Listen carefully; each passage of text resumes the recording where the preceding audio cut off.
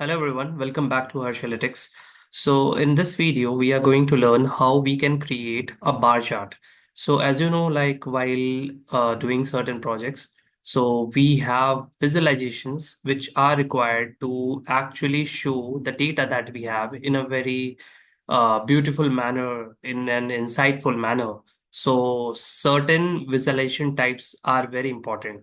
So like for example, there are bar charts, there are like line graph, there are pie charts, etc. So bar chart is one of them. So today in this video, we will understand like how the data that we have is suitable for designing a bar chart. So we will start with a very simple bar chart. So for this, what we are seeing right now is a data set where we have regions, and for each regions, we have different types of products and their units sold. So for example, if we have the North region, so we have a product A and the unit sold are like so it's 1500 units sold for the North region. So we will take just this A and B and we will try to see like how the bar chart will look like. So what we have to do is just select the A1 to B6 cell, and we will go to the insert column. I mean the insert menu, and then we will just see where we can have the bar chart. So there are two ways to actually access the bar chart. One is the recommended charts, where it will automatically give you some recommendations on what type of chart you want. And in the all chart section, you will see different types of charts which you can make. So in this particular data set, so we are focusing on the bar chart. So for this, we have this one. So if we don't want to enter from this, we can see like there are already some charts which are available. So this is the column bar chart. So here you can see we have 2D column, 3D column chart, 2D bar chart, and so on. So for this data, we will just see this clustered column chart. So here we have created one interesting uh, column chart. So now let's just see like how we can actually beautify it and make it more interesting. So as you can see, this is a title chart title section. So if we want to make some changes, so we can do certain naming here. For example, we can write it as region wise product A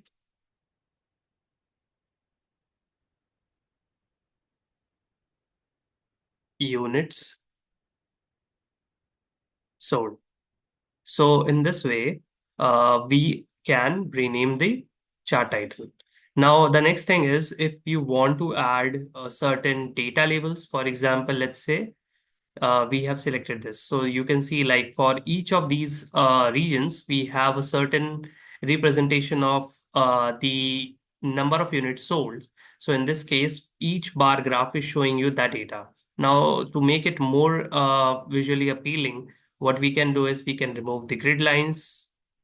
And then if we have the data label, so in that case, we can remove the axis. So in the axis, we want to remove the primary vertical axis this side. So that's why in this way we can uh, create a bar chart. Now this is the column chart. So in this way you can design this. Now let's say for example you want to make certain changes to its I mean the width and the height. So in this case you can press the right cursor, and from this side you can go to the from format data series. Now you can see we have certain section where we can do certain changes in the series overlap gap width.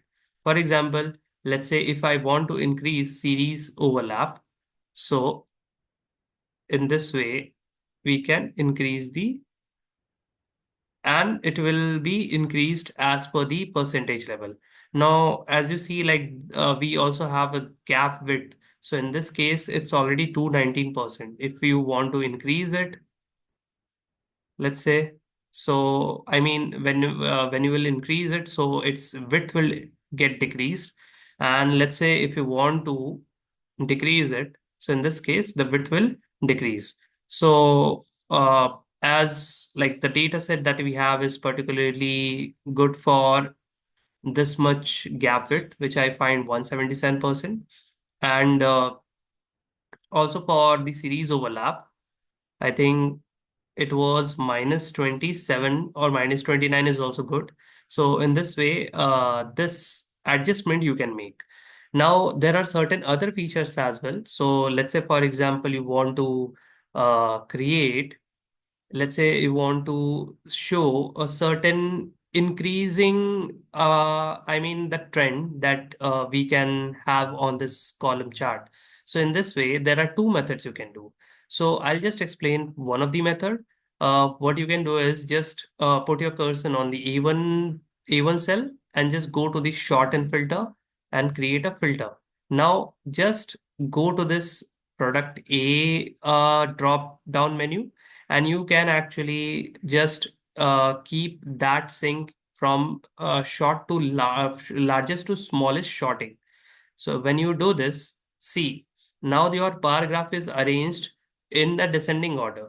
Now the highest value will come first and then it goes to the lowest values. So in this way, you can short your data set and it will automatically impact your uh, graph, the column chart. Now you can also change this column chart into a horizontal bar chart. Let's say you want to do that. So in this case, just select this particular graph and then go to the design tab. Now in this design tab, you will see change chart type. So just click this chart type, and now you can see there is one bar option you are getting here. Now in the bar option, you have this clustered bar chart, and when you will press this, so it will be arranged in a clustered bar chart column, and it's horizontal. Now, as you can see, like it's the arrangement looks little bit odd. So in this case, what we can do is we can actually change the overall uh, its shorting value. So there are two methods you can do. You can actually go and do it from the format data labels, and from this side you can I mean change its overall alignment. Or there's one another method is just simply just short this value from smallest to largest. So in this case, the smallest value will come to the bottom and the largest value will go to the top. So in this way, it will be arranged. So in this video, I just wanted to make you understand like how we can create a bar chart, whether it is a column chart or it is a like it is a vertical or a horizontal bar chart or a vertical bar chart. So in this way, you can create this, and how this representation can help you to understand how you can adjust the width, how you can actually put the data values, sorry, the data labels, and in case of some for like formation from largest to smallest shorting or the smallest to largest shorting. So in that case, how you can do that by using the features that are already available in the Excel file. So in this video, I just wanted to explain this. In our next video, we will go to some other visualization technique and we will try to create uh, a particular visualization using the data sets that we have. So I hope you have liked this video. So yeah, please like this video. Then if you have any thoughts, then comment your thoughts in the comment section. And yes, obviously subscribe to my channel and we will meet in the next video. Thank you so much. Bye bye.